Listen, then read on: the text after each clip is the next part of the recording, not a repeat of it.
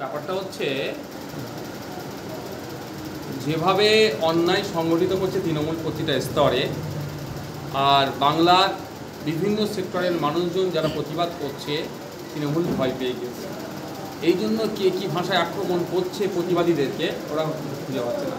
মমতা ওই কাঞ্চন মল্লিক মহাশয়কে বলবেন ওটা কি ওনার পৈতৃক সম্পত্তি থেকে মাইনে দিচ্ছে সরকারের? মমতা ব্যানার্জি পৈতৃক সম্পত্তি থেকে, পাবলিকের ট্যাক্সের টাকা থেকে মাইনে হচ্ছে, এটা বলবেন ওনাকে যে স্যালারিটা পাচ্ছে ওটা পাবলিকের ট্যাক্সের টাকাই, মমতা ব্যানার্জির ট্যাক্সাল থেকে নয়।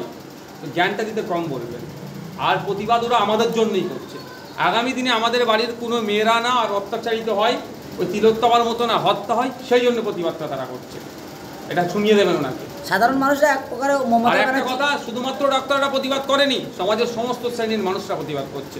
অসংগঠিত ক্ষেত্রেও যারা আছেন, লেবার, শিক্ষক, ছাত্র থেকে শুরু করে বিভিন্ন সেক্টরের মানুষেরা প্রতিবাদ করছে। আনিস খানের সময় এরকম এর থেকেও বেশি প্রতিবাদের ঝড় উঠেছে না, আনিস খানের সময় এই ধরনের একটা সিলেক্টিভ প্রতিবাদ হয়েছিল, এই ধরনের হয় না। এটা যেভাবে ছড়াচ্ছে বিভিন্নতে, আনিস খানের সময় হয়নি। যদি আনিস খানের সময় এই ধরনের প্রতিবাদের ঝড় উঠতো তাহলে হয়তো তিলোত্তমার দিন আমাদের দেখতে হতো না। মমতা ব্যানার্জি বলছে যারা স্কুল পড়ুয়া, কলেজ পড়ুয়া যারা আন্দোলনে নামছে, আমি এখনও তাদেরকে ভালো চাই বলে কেস দিচ্ছি না, নাহলে ভিসা পাসপোর্ট আটকে যাবে। এটা কি একটা ভয় দেখানোর চক্রান্ত? সব ভয় ভয় ছলে নাকি? পাসপোর্ট অ্যাক্ট আমরা পড়েছি, উনি হয়তো একা পড়েছেন কি বলতে, মানে উনি ভাবছেন হয়তো উনি একা পড়েছেন, আমরাও পাসপোর্ট অ্যাক্ট পড়েছি। ওইসব জায়গায় ধমকানো চমকানো চলে না ওসবে। পাসপোর্ট ভিসাতে কি হবে? আরে ভাই এখানে নাকি পাসপোর্ট ঘোড়া টিম হবে। কে বলেছে আপনাদের? কে বলেছে ভিসা হবে না, পাসপোর্ট হবে না? কে বলেছে আপনাদের? এক প্রকারে কি মমতা ব্যানার্জি এটা হুমকি দিচ্ছে ছাত্রদের? প্রচন্ডভাবে হুমকি দিচ্ছে। আমি তো বলেছি একটা জুনিয়র ডাক্তার, একটা ডাক্তারের নামে এফআইআর করে দেখাক না মমতা ব্যানার্জি সরকার, তবে কিভাবে জবাব দিতে হবে গণতান্ত্রিক প্রক্রিয়া দেখিয়ে দেবো। অভিষেক ব্যানার্জি বলছে বিহার, উত্তরপ্রদেশ এরকম 4টে রাজ্য আছে, সেখানকার মুখ্যমন্ত্রীর পদত্যাগ চাইবে, তারা বাংলার মুখ্যমন্ত্রীর পদত্যাগ চাইবে। আমরা দেশের প্রধানমন্ত্রীর পদত্যাগ চাই, কারণ কর্মক্ষেত্রে তার ব্যর্থতার জন্য।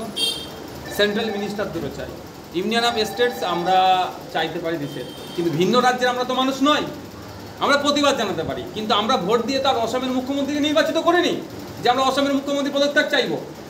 আমরা ভোট দিয়ে নির্বাচিত করেছি পশ্চিমবাংলার মুখ্যমন্ত্রীকে। অবদপ্তরটাকে আমরা যাদেরকে চেয়ারে বসিয়ে দিয়েছি তিনি অকর্ম, কাজ করতে পারছেন, ওই জন্য বলছি ওই চেয়ার থেকে নিয়ে পড়ুন। আমরা তার মহারাষ্ট্রের মুখ্যমন্ত্রীকে ওই চেয়ারে বসাইনি ভোট দিয়ে যে মহারাষ্ট্রের মুখ্যমন্ত্রীকে নামতে বলবো। আমরা বসিয়েছি প্রধানমন্ত্রীকে ওই চেয়ারে জনগণ ভোট দিয়ে। প্রধানমন্ত্রীর অকর্মের জন্য তাকে বলি ওই পদ থেকে ছেড়ে দিন। আজ ভাঙড়ে কোনো এক জায়গায় তৃণমূল কংগ্রেসের মিছিল হয়েছে, সেই মিটিংয়ে ক্যানিং বিধানসভা ও খারুয়ালা বিধানসভা, একাধিক বিধানসভা থেকে হাড়োয়া বিধানসভা থেকে আনা হয়েছে লোক, কিন্তু তারপরে কি এই তিলোত্তমার বিচার নিয়ে ভাঙড়ে লোক খুঁজে পাওয়া যাচ্ছে না তৃণমূল কংগ্রেসের, কি বলবেন? দেখুন, ভাঙড় নাই, সারা জায়গা থেকে ওদেরকে লোক ভাড়া করে ভাঙড় ঘোরাতে হয়। আপনাদের বলে দেবো, যখন তৃণমূল কংগ্রেস প্রোগ্রাম করবে আপনারা মঞ্চের স্থলে রাখতে হবে না, ভাঙড়ের এন্ট্রি এক্সিট পয়েন্টগুলোতে গিয়ে দাঁড়াবেন, দেখবেন কত গাড়ি বার হচ্ছে। মিনাখার বর্ডারে চলে যাবেন, ভাঙড়ের শেষ বর্ডার, চণ্ডীপুরের ওই দিকটা দাঁড়াবেন। ওইদিকে আপনি আমাদের ভাঙড়ের শেষ মাথাটা বলুন না,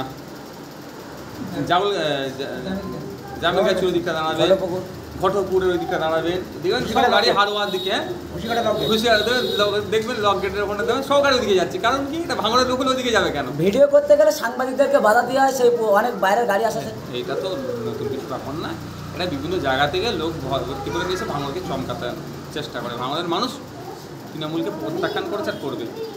ছগালমোলা হুমকি দিয়েছে, আজিকল কাণ্ড নিয়ে হুমকি দিয়েছে যে আজিকল কাণ্ড নিয়ে প্রতিবাদ করা যাবে না, এই বিষয়ে সবাইকে হুমকি দিয়েছে। যদি পারে আটকাতে বলুন না। ওনার দিদি, ওনার দলের সর্বোচ্চ নেত্রী হাঁপিয়ে যাচ্ছে হুমকি দিয়ে, আর উনি তো চুনোপুটি একজন।